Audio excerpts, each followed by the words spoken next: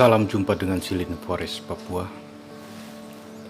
Pada kesempatan kali ini saya akan mencoba menjelaskan secara singkat tentang rancang bangun uji coba tanaman silvikultur intensif.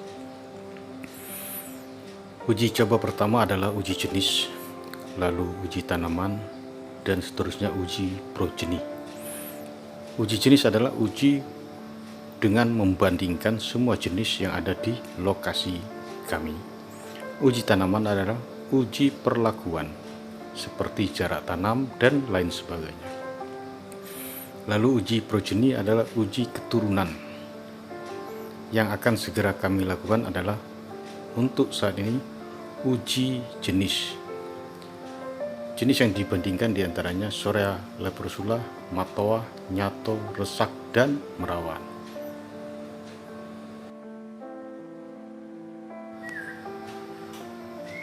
Banyak hal yang harus diperhatikan dalam pembuatan plot uji coba, baik itu uji jenis, uji tanaman, ataupun uji progeny. Di antaranya, lahan yang dibuka adalah lahan areal berhutan dengan situasi dan kondisi relatif sama, kelerengan relatif sama, dan diusahakan pada areal yang relatif datar. Lalu kita buka lahan tersebut dengan ukuran 100 meter kali 50 meter atau setengah hektar. Setelah lahan terbuka dan bersih, kita pasang ajir dengan jarak 2,5 meter kali 6 meter. Tiap ajir digali lubang standar dengan ukuran 40 cm kali 40 cm dengan kedalaman 30 cm. Lalu lubang tersebut diisi topsoil atau bahan organik pada permukaan tanah horizon A. Selanjutnya, setelah semua lubang terisi dengan topsoil, maka bibit siap ditanam pada lubang-lubang tersebut dengan teknis yang telah ditetapkan. Baik, kita akan masuk pada teknis pelaksanaan di lapangan nantinya. Setelah areal terbuka dan bersih, langkah pertama adalah dengan membuat titik tanam depan jalur seperti yang terlihat pada gambar.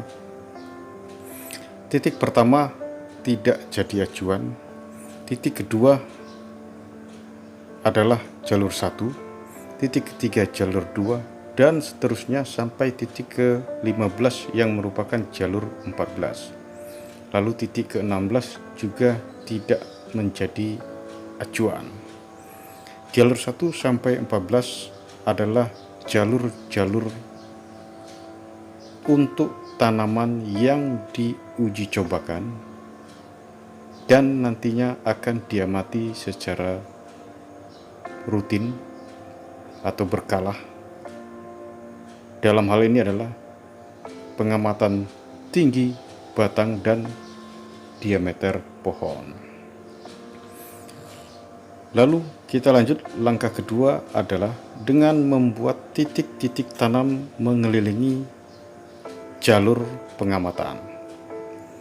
Fungsi dari titik tanam ini yang berwarna oranye adalah untuk mengkondisikan tanaman utama atau tanaman yang diamati memiliki situasi dan kondisi yang relatif seragam.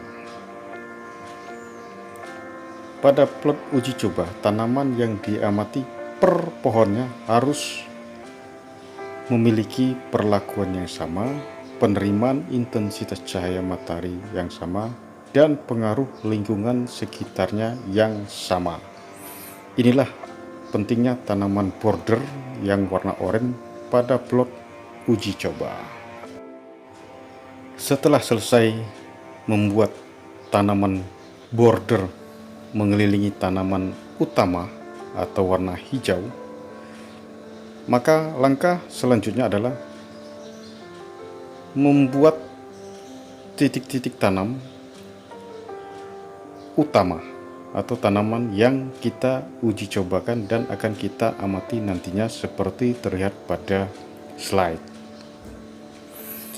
Tanaman warna oranye nantinya adalah tanaman border tidak diamati, yang hanya berfungsi untuk menyamakan kondisi, situasi, dan pengaruh lingkungan pada tanaman utama warna hijau.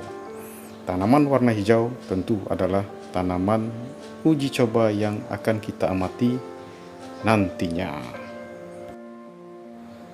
Dengan adanya tanaman border, artinya semua tanaman yang diuji cobakan atau diamati mendapatkan perlakuan yang sama dalam hal penerimaan intensitas cahaya matahari dan pengaruh lingkungan sekitarnya. Jika tidak ada tanaman border, maka tanaman uji coba yang diamati yang di sisi terdekat dengan hutan akan berbeda dengan tanaman lain di tengah tanaman plot uji coba.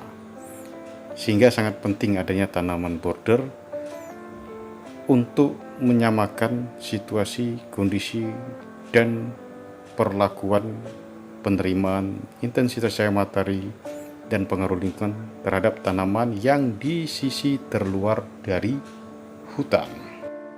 Saya kira cukup sekian paparan singkat bagaimana rancang bangun uji coba penanaman silvicultur intensif, yakni uji jenis. Ditunggu video pelaksanaan di lapangannya, mulai dari pembukaan lahan sampai ke penanaman. Demikian, semoga bermanfaat dan terima kasih.